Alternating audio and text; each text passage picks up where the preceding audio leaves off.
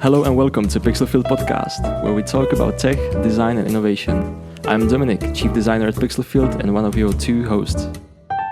And I'm Philip, CEO of Pixelfield. So what are we going to talk about today, Dominic? I think we have got there the article and some few news. Yeah, let's do a couple of news today. I think it would be good to keep the format of this podcast as raw as possible. We'll just keep it flowing as a conversation between us. I would actually start, if you don't mind, with the article that you wrote. I was reading that over the weekend. I was really curious. Yeah, I was curious what you think about that because... Yeah. I found it intriguing. Just for people that are listening to us, the topic of the article was why we should test our ideas early on and why people are afraid of it, sort of. Or at least that is kind of the core of the article, right? Yeah. The reason why we should test ideas, I think, is obvious. But working with a lot of clients throughout the years, I've seen the same kind of behavior many times over and over, and that's something I described in the article, and something I try to maybe like name the reason for this kind of behavior, and that's when the entrepreneur really doesn't want to try out the ideas on like real users and real people and gather as much as feedback as possible. So have you ever encountered something like that? Yeah, definitely. I mean, this is a problem that I deal with quite regularly, especially when doing like design sprints and MVPs and that kind of stuff, because it is a like very popular topic that everybody's talking about, right? With agile methodologies and everything. Everybody always talks about, let's make it as quickly as possible. Let's get it in front of the users. But what happens most of the time with clients is that they sort of get scared and they get to the point of like, oh, no, it's not ready yet. We have to like make it more polished. We have to make it more perfect. And it's like really, really hard for some people to really get to that mindset of, it doesn't matter. Like we have to do something and get it out. Yeah, I think I found like several reasons why people might be doing this. And I think that just like being afraid that it's not going to be perfect is not the main one, actually. And I think it really differs. It depends what kind of project it is and if it's like a startup or a big company. But I couldn't really wrap my head around it for like a really long time because I just really didn't get it. And what I found out is, okay, some people just are afraid that it's not going to work out great. And if you, as I said in the article, if you invest so much of your time and money, of course, and maybe hopes into project that you work on for like months or maybe years thinking about it, then it's obvious that you're afraid, and it's like really something that takes a lot of guts to start. But one of the reasons is I think that you just try, or maybe some of the entrepreneurs really try to protect their feelings from being hurt, and maybe like the dreams they have just built being shattered because they've already spent the time, they've already spent the money, and if they feel like it's not going to work out well, then the last thing that like is remaining is really the picture that they've just built in their head that like they're gonna be the next Bill Gates or whatever, and everything's just going to be like launched really smoothly, and then they're afraid to really come up with the product because they might kind of lose this idea and they don't know what to do next if it fails. Yeah, this is really interesting. Like, I was now just thinking about a couple of examples in my head, and I definitely agree with that. It's even though people think that they might be like cold and analytical, there is always that sort of attachment to the project you're working on. In some way, it is your child, right? That you've seen being born and growing and everything. But I actually think like it might be also on us as like as a suppliers, as partners for those businessmen and entrepreneurs to kind of help them out realize that kind of being attached to wrong idea is probably like not the way to go. And still, if you validate early on that your idea is wrong, it doesn't need to mean that you're a failure if you're able to pivot and move on to the new, better idea, basically. Yeah, exactly. I think like failing really fast is something, it's even hard for me, and we talked about it a while ago, Yeah. that we do the same thing too. We just come up with some idea and then we cherish it for a while, and instead of like being able to kill it real quick, we just like hold on to it for like weeks and months and discuss Yeah. it. So that, like, everybody has this problem. But I've also find like a group of clients, and I don't think it was like it wasn't really like a minor percentage of them, but I have felt sometimes, and it was really frustrating for us and well, for me, for the developers working on the project, that the client, I was sometimes wondering if the client really wants to finish the project, and if he really wants to succeed, and if he really wants to launch it, if it's not just like him paying for the experience, like Yeah. paying for the ride.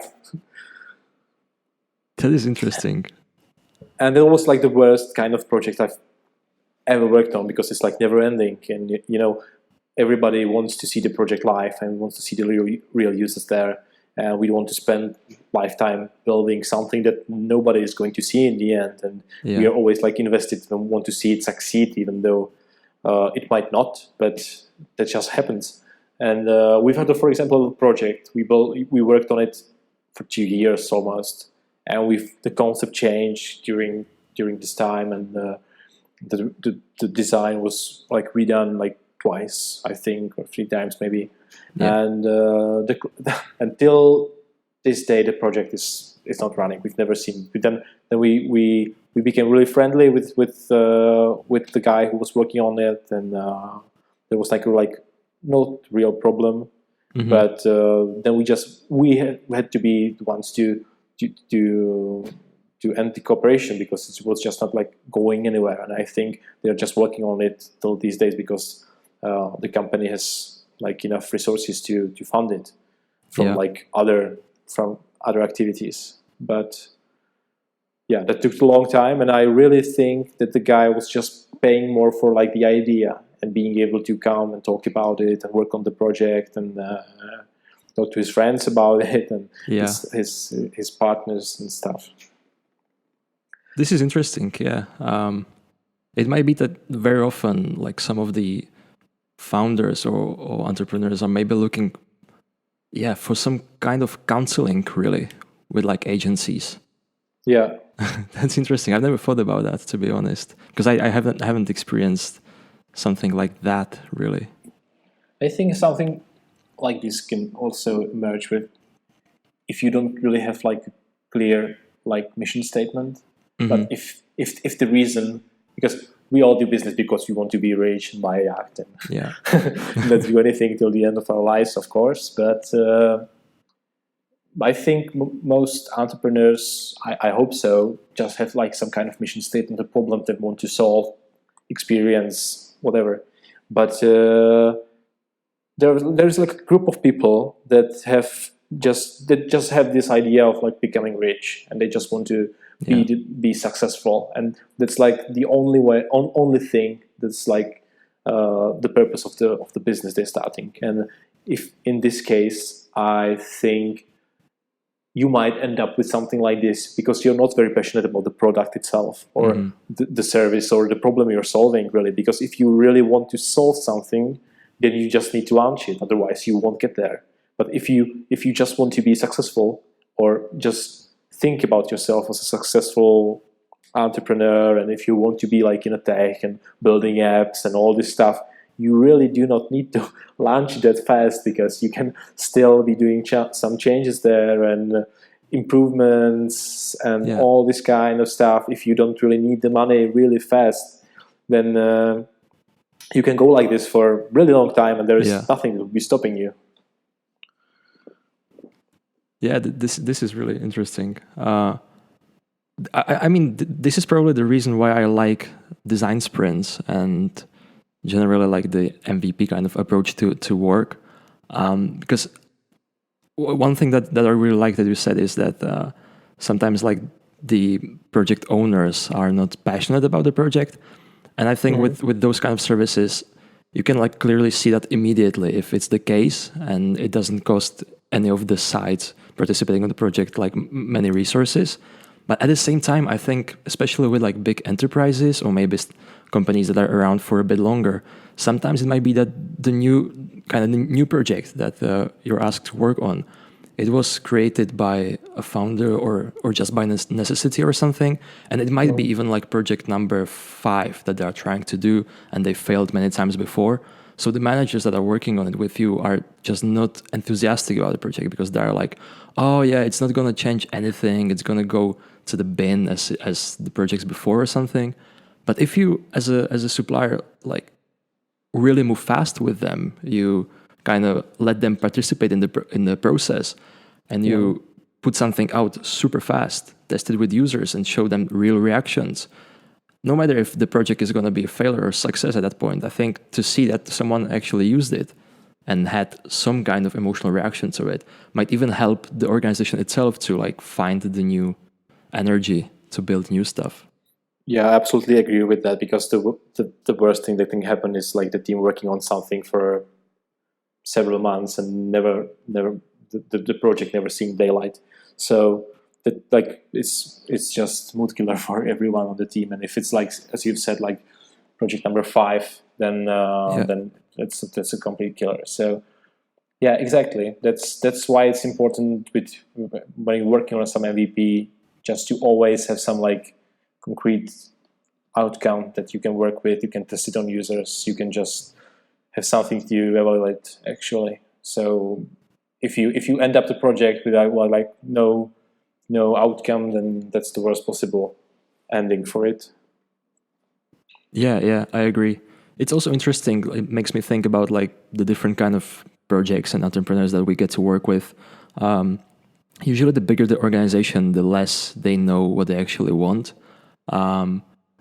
Startups are usually more like focused, and they're like, oh yeah, like we know we want to this, we need to move fast and everything. And it's kind of interesting. And I think it's always the responsibility lies onto how we define the cooperation, right, as an agency, because we are here to talk from the like agency point of view.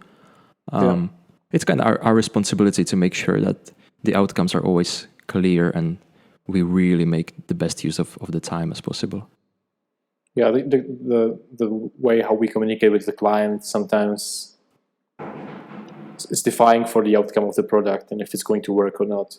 So I can take that as a responsibility, but I'm not sure what you think about if I see a client, if you would see a client who would have this kind of approach. Would you cancel the project and tell them they have kind of like a, let's say, bad approach and they can't proceed in this way, and you won't be working on that? Because sometimes the client really wants to hear your opinion if it's gonna be successful or not. And that happens to me actually a lot of times when I hear some like new business idea and they say, what do you think about it? Is it worth investing into that?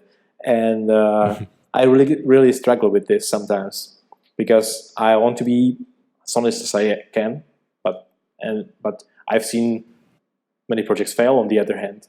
So it's very difficult to like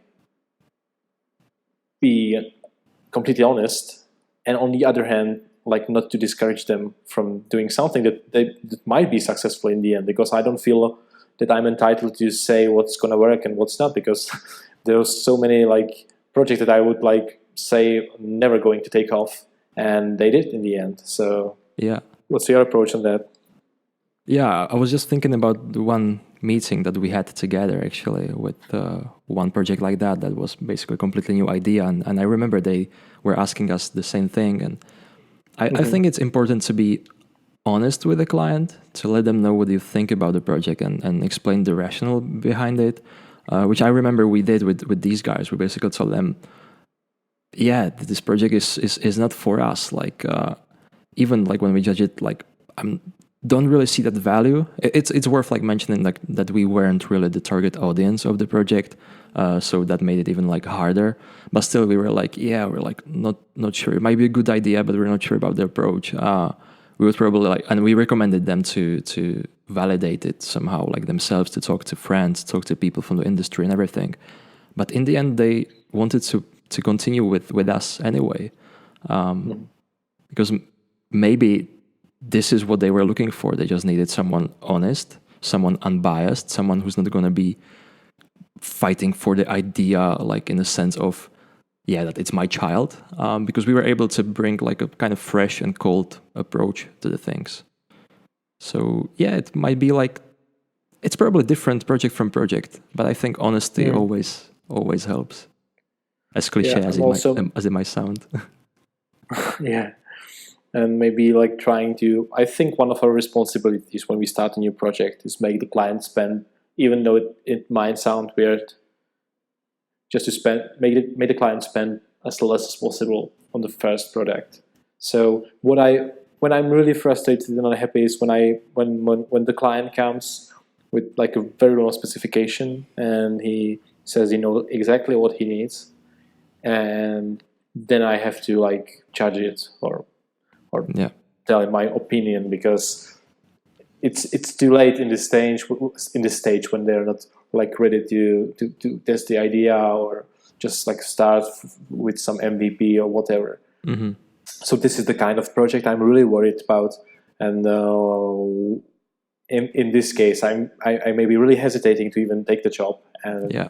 work on the development, because it might end up real bad, and it's difficult to work on something that you don't believe in, and our developers, as you know, they're very reluctant to do that. Yeah. So yeah, so that's why I think our responsibility is at the first stage of the project, make the client spend as less as possible in the step number one, so we can just really see if this idea is going somewhere, and then we can go forever, work together for years, let's say, developing the product and making it better. Yeah. But most of the people really like underestimate the value of having the real users in the system, Mm-hmm. just for the feedback and building community, and for the value of the company as well. Because if you have a perfect software with like no users in it, it's completely worthless, from my point of view, because no one cares really. Yeah, this is true. Like, if there is a one thing that our listeners should take from this podcast, if there are any entrepreneurs or project owners that are listening to this, like from me, it would be just talk to people, to real people that you think are going to need your product. Because I've seen it so many times, and it always surprised me when someone comes in and they have all this like fancy stuff. They have branding, they have deck, they can talk about the idea for sorry, they can talk about the idea for hours. And when I ask them, okay, and what do people think about it? Have you spoken to any of the partners, any of the users? They're like, not yet, because we're not ready for that. And so, like, when are you ready? You're not going to be Yeah. more ready than you are the minute you get the idea. Yeah, exactly. So Yeah, that was the point of the article as well. Yeah. Yeah, exactly. I wish to see more of that. Just wanted to say. Mm-hmm. Yeah. So, and I think that's the reason why we're doing this show, right? Because we want to educate people, to share our experience, to share all the failures that we've seen. We also contributed to many of the failures. I'm always open and honest about that. But yeah, next time let's do it better. I think that might be the motto. Like, mm-hmm. Yeah, what I wanted to say, if someone would take something out of this, is it's super hard to just let some ideas go. But whenever you find yourself in a situation where you keep your thoughts for yourself, and where you become like defensive of those ideas or of the product, and whenever you find yourself thinking like the users don't understand it, and those users were stupid, whatever, they don't understand it, they don't get it, they don't get the idea, then that's when you should know that you have a real problem, because they're the ones that are going to pay for it, and they are the one to judge your idea, not you really.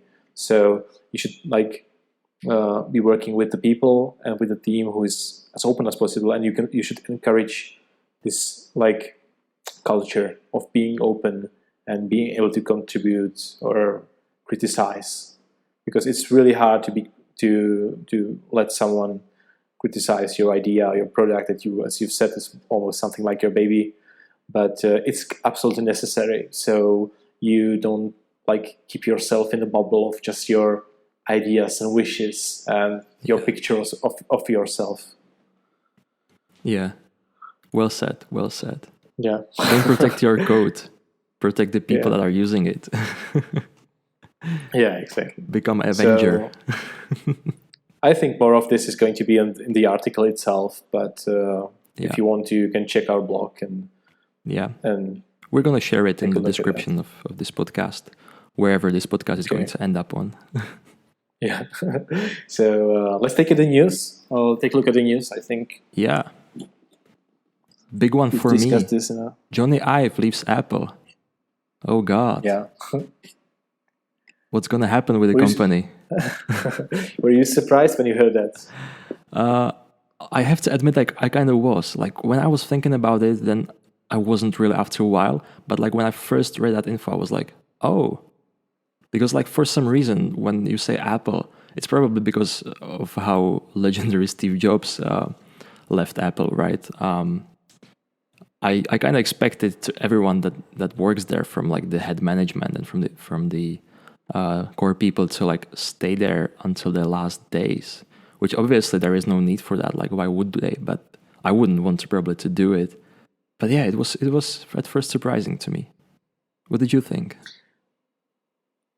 Well, I don't want to like criticize the products right now, but like for last few weeks or months, I was really frustrated with the updates that were coming out, and I've been using iPhone and MacBook for some time now, and I was always happy with the product. And what I liked about it most was the design. That's one of the reasons why you buy it, I think. And of course, I'm not sure if he's that well known as Steve Jobs was. Maybe not like in the general public, but I think for us working in tech, he's just as famous as Steve was. Yeah. And so for me, it felt really like the end of one era where like Apple stood for some like quality or innovations and all this stuff. And whenever I kind of doubted if they still like have this kind of potential, I always you always like had those like personal heroes there. Yeah. And you could just like count them that I didn't, for example, like expected the new iPhone not to be anything else but perfect from the design point of view, or any products coming out. I was just, it always, whenever you try it for the first time, it always felt like great. And there was a difference, and there still is in those products on the market right now. There is a difference from the other brands out there, and I felt like a guarantee till he was still working there, or he still is. I always like felt like it has to be something like that, and I think this ended for me, or is going to end with him leaving. So I'm not going to stop liking it. I'm not going to stop using it, but I guess I won't be so thrilled when something new is going to be coming out, and I would be more like expecting how is it going to turn out. Really, I won't be so enthusiastic about everything they will do. Yeah, and I hope the people that are going to take over are going to stand up to the job, but I think they will. Yeah, I was reading quite a lot of articles about this, saying that basically Jony wasn't really part of the design team, of like the active design team, for quite some time now. He's been more like a symbolic figure in the back, and loads of the like new products and things have been made without him, sort of. But yeah, I think time will show. I was trying to look up the people.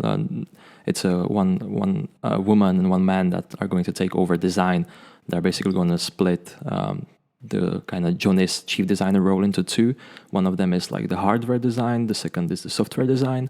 I was trying to find something about the people, and obviously they must be super talented and have a really great track record. But yeah, not many things are known publicly about them. They have there are no kind of interviews or significant articles that would that would kind of research what they've been doing. So yeah, time will probably tell. I hope for the best. I like Apple, or to be more precise, I like their products. I'm not really sure if I agree with everything that the company is doing. And yeah, I hope it's going to still be the symbol of great user experience as it was.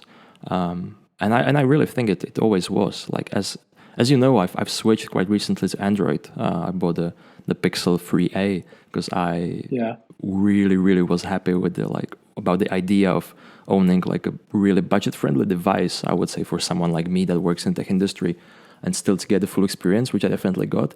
But still, there are like tiny things in the Android ecosystems that are just not what I'm used to from iPhone. Like everything kind of works there a bit better. And now I sound like a typical Apple sheep, but yeah. At the same time, if I can like plug in a different kind of news, I think Google is trying to catch up with Apple and maybe overtake their seat, because they have been doing quite a lot of things recently to kind of match up with the unified iPhone experience.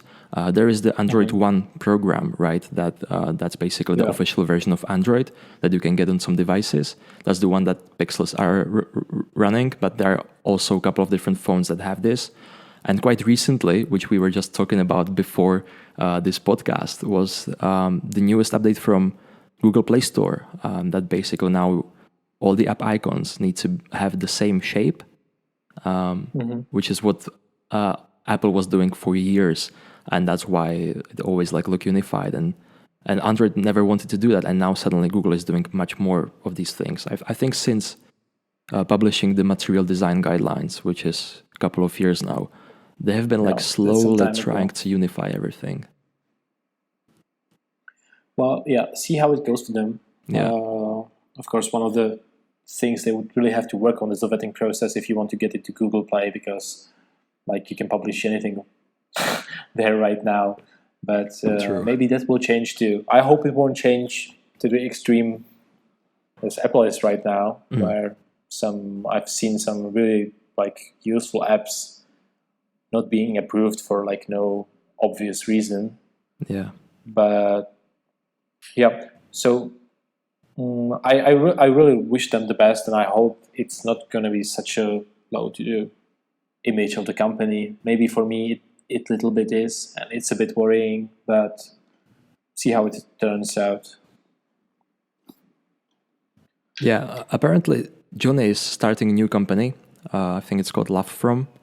It's meant to be a design company, and in the official press release they said that Love From's first client is going to be Apple. So they're apparently going to work together, which I kind of refuse to believe. I don't know, like if they wanted to still work together, I think Jony would just stay in Apple. He would keep getting the stock options and everything. I don't know. Yeah, on the other hand, how long was he working there, right? I'm not sure. Yeah, that's why I kind of refuse to believe that they're going to still work together. I think it's more of a just press stunt of like, yeah, don't worry, like he's still going to be around, which in fact he's not. Yeah, I've also heard some rumors that he wasn't like on the best terms with the new CEO, but that's just rumors I've read somewhere. Yeah, true. He already like published, or he didn't publish it. I think, yeah. To go back, it was some journalist from Wall Street Journal that reported this story first, that Jony and Steve Apple, as President Trump called him, they weren't at the best terms together.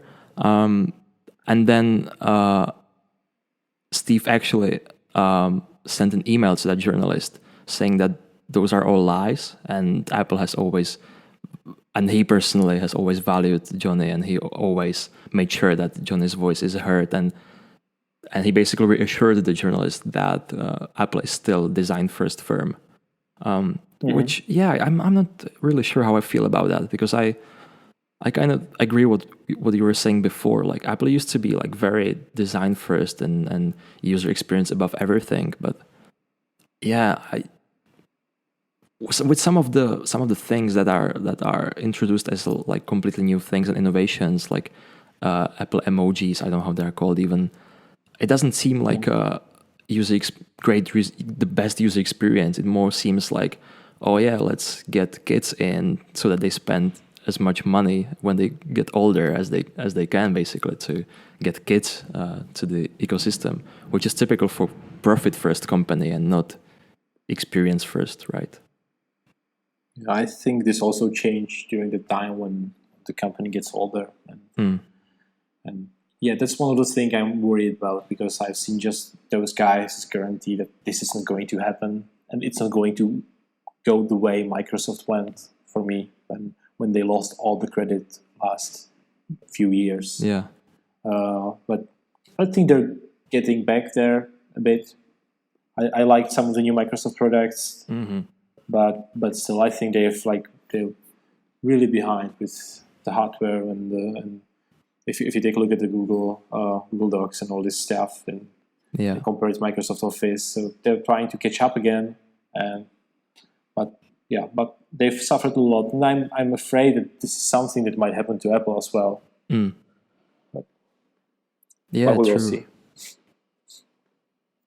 I don't know. I'm not sure how I feel about that. But it's true that like Apple's target audience even changed quite a lot last couple of years, I think, or probably a decade or something. Apple used to be like very pro-creative, and then it became more almost like a corporate friendly company, which I know some of the ads from Microsoft were making fun of it, right? Because it was like the old ads from Apple used to make fun of Microsoft, that Microsoft is the like corporate suit and tie guy, and Apple is the cool hip kid that can do all this like new stuff and everything. And later I know, or was it Samsung or someone poked fun on Apple for exactly the same thing, that they basically became what they were fighting against.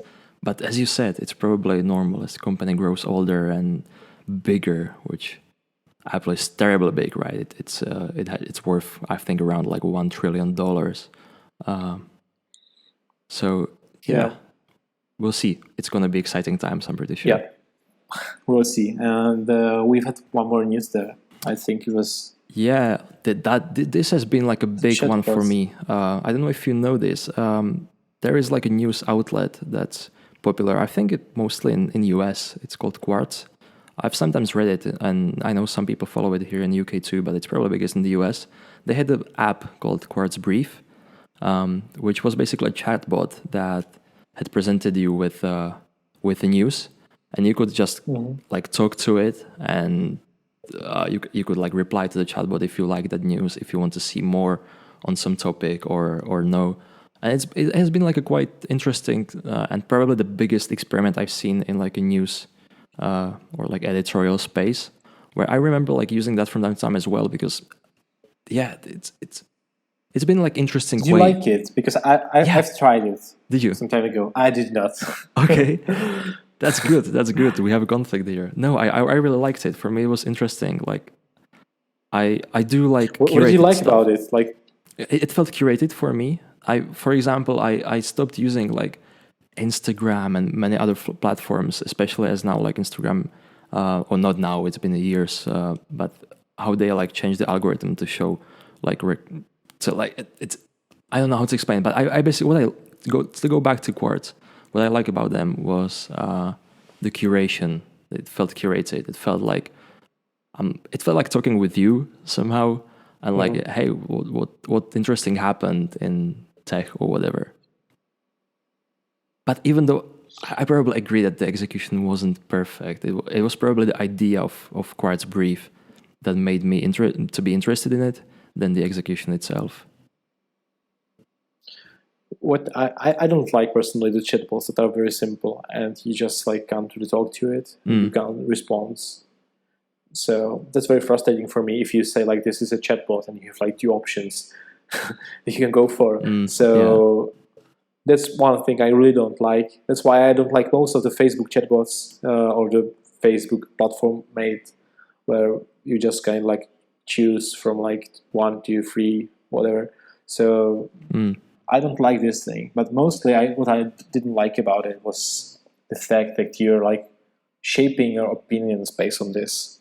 And I already think that like Okay, if you read some tech news there, I think that's okay. But if you're going to like go to like some like more serious topics, I always found like if I want just to at least get some like basic overview, if I read some article, then I end up like going to Wikipedia or something else and other resources, whatever. And if I want to really just like get something really simple, I end up spending like 20 minutes, 30 minutes just reading, like doing the basic reading. So in this case, that would feel even like it's just not trustworthy for me enough. I think like it's not that like complex, and I don't know where the information is getting from and who is writing it, and I can't really compare it to something else if I don't like go out from the application in the end anyway. So if I would just like, I'm afraid that someone would like take this kind of the form of the conversation, like the messenger of conversation, has like some negative connotations for me right away. Because, you know, I get it that this might be interesting for some like maybe younger people because they are just used to go through everything in their like messenger conversation styles, and it might be more easy for them to digest it. When we, for example, worked on Storky, on the application for the young adults, where you just can read basically some stories in the form of messenger conversation. I really liked the app, and it was really like well received by the audience. On the other hand, I still have some doubts. If I know you can't really change that, and it's the way it's going to be in the future, that people are just going to be communicating in this way. But I'm not sure if it's that good thing. I think still it's better if the user in the end takes the book or newspapers or whatever than just like going for the simplified form. I think you really got a point there, because for me, I was using Quartz, and generally I read newsletters mostly for like tech news and business news and kind of things like for my work and from the industry. If I want to get like an overview of something that's more political, more that can really affect my life, I usually get this info from Twitter by following specific journalists. And then if I see a tweet or topic that interests me, I just search more information from more sources and try to create my own image. And you're right that Quartz Brief is probably the dream of spy agencies, because it's so easy to bias this, right? And to maybe even like shape your opinion on something using the chatbot. Because as I said, for me it felt in a way, or like the idea of it felt like talking to a friend about what's happening. So I probably would be one of the people that would be open unwillingly to get biased and get my opinion skewed. That's interesting. Never thought about that. If you follow a journalist on Twitter and you know their background, you know where they came from, their opinions, they might be a member of some political party, something like that. So you can just like filter their opinions, and maybe like if you know them personally or maybe just from following, then you know their work, and you can see like, okay, this guy is thinking this, so maybe it's not going to be that hot or whatever. But if you become like trusting something like this that's very anonymous, and you don't know really who is writing the information you're getting, and if you start trusting this app, and you would start asking questions like, okay, who sorry, who should I vote for, or what should I think about this, then that might be dangerous. And I think that people of our generation are okay, basically, because we just are used to like working with information on a different level. But maybe the younger generation who are not that used, who don't want to read the book, but they just go for the chat fiction, for example. I'm not sure if they can really see the difference there, and if they will be easy to manipulate it with this kind of application. So for me, when I see it, I'm just looking at the screens now, and for me, it's a bit like chilling to see something like that. And if I imagine someone who is just having this as like main source of information, that's scary. But yeah, but the concept itself is interesting, of course. Yeah, I agree with all the points. It might be a Okay. good topic for next podcast, right? The ethics of the products and designing stuff like that, because yeah, everything we create, You know, even something as innocent as kind of short stories app, can actually shape the next generation and world around us more than we maybe think when we design it first. yeah, yeah, exactly. So if maybe if the app was like you said, it seemed like well created, and Mm, maybe if you at least have like some personas there, or see like who is writing those responses, who is responsible for this topic, yeah. and this kind of stuff, that it might be easier for me to leave it. Hmm. But you know, I use like the Google News. I don't know how the app is called, but when you see like so many different like topics, and how easy it is to manipulate someone with just a title, and even in the media you trust, then you still find out that if you just like go for the titles and then open it, you might get like completely different image of what's Yeah. going on. Yeah. So in a world when this is happening with almost all the media we consume, then this seems even more scary for me. Yeah. Agreed.